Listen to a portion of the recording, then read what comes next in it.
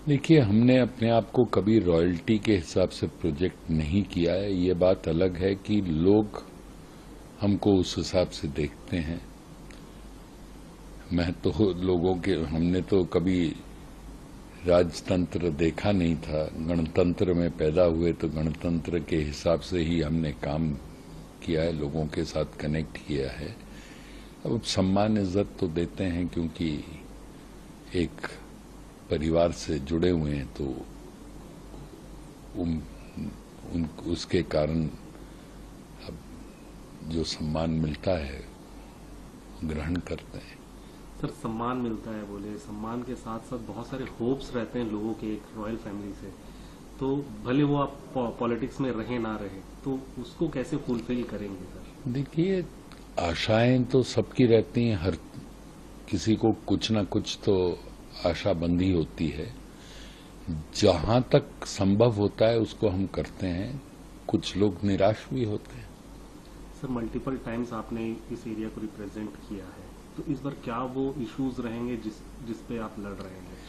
देखिए, यहाँ के वेरियस इश्यूज हैं। मैं जब भी लड़ा हूं, मैं भारतीय जनता पार्टी विरोधी दल का ही विधायक बन के गया हूं, और ये पहली दफे है जब हमने मोदी जी के सभा के बाद में लोगों से कहा है कि इस दफे बीजेपी की सरकार उड़ीसा में बनाने के लिए केंद्र की योजनाओं लोगों तक नहीं पहुंच पा रही, तो उन योजनाओं को लोगों तक पहुंचाने के लिए मोदी जी ने जो नारा दिया डबल इंजन की सरकार का, वो डबल इंजन की सरकार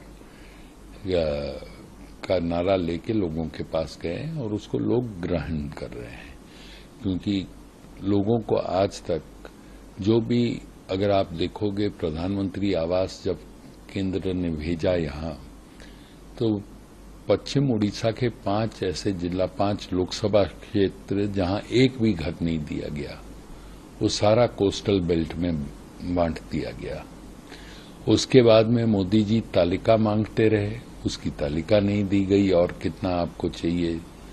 अब राशन कार्ड देने का अधिकार राज्य सरकार को है। राज्य सरकार कहती ऑनलाइन अप्लाई करो, ऑनलाइन साइट ही नहीं खुलता है। तो फ्री राशन जब केंद्र दे रहा है तो वो लोगों के पास पहुंच नहीं पा रहा, क्योंकि वो जो साइट है वो खुलेगी नहीं, तो वो ऑनलाइन अप्लाई करके उनको कार्ड नहीं मिलता है। जो मौलिक अधिकार उनको मिलना चाहिए वो नहीं मिल पा रहा है। वो ही विषयों को लेके ही हम लोगों के पास गए। मैं देखिए इस विषय को लेके यही कहूंगा, because of lack of development in western Odisha, और यहाँ से लोगों को दादन खटने के लिए जाना पड़ता है Tamil Nadu and to Gujarat and other parts of the country, to Andhra Pradesh, not Andhra now, Telangana and आपका विशाखापट्टनम की तरफ।